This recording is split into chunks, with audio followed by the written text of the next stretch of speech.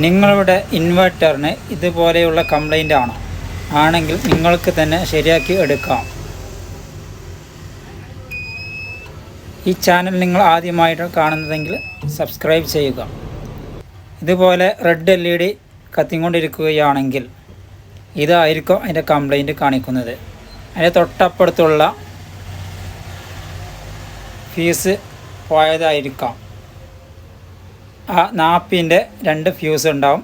അത് കംപ്ലൈൻറ്റ് കാരണമാണ് ആ റെഡ് LED കത്തിക്കൊണ്ടിരിക്കുന്നത്. അത് നമുക്ക് മാറ്റിയിട്ട് നോക്കാം. മാറ്റിയിടുന്നതിന് മുമ്പ് ബാറ്ററി ഓഫ് ചെയ്തതിന് ശേഷമായിരിക്കണം മാറ്റി ഇടേണ്ടത്. ഇട്ടതിന് ശേഷം ഈ കംപ്ലൈൻറ്റ് വരാൻ കാരണം ഓവർലോഡ് ആണ് ഈ കംപ്ലൈൻറ്റിന് കാരണം വരുന്നത്. അല്ലെങ്കിൽ ഔട്ടിൽ ഷോർട്ട് വരുമ്പോഴും ഈ കംപ്ലൈൻറ്റ് വരാം. ആ 40 ആമ്പിയറിൻ്റെ ഫ്യൂസ് കിട്ടും. സാധനം ഓക്കെ ആയിട്ടുണ്ട്.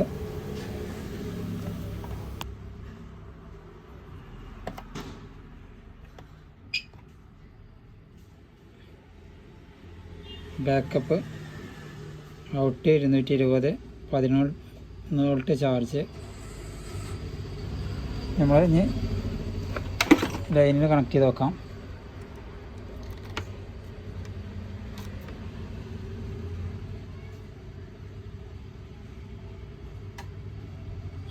Main on 231 volt 12 volt.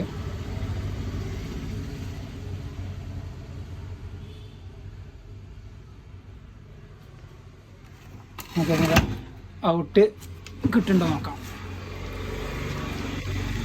നമ്മൾ ഈ ഫാനാണ് ഞാൻ ഔട്ടിൽ കൊടുക്കാൻ പോകുന്നത്.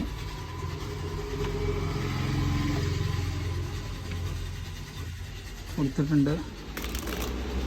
അതവിടെ വർക്കിംഗ് ആണ് ഫാന്.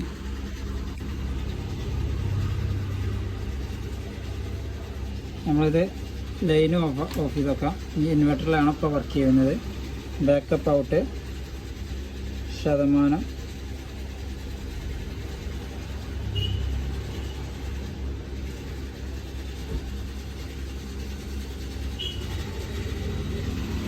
അപ്പോൾ ഇത് ഫുൾ ഓക്കെ ആയിട്ടുണ്ട്. അതിൻ്റെ കംപ്ലൈൻറ്റ് അതായിരുന്നു,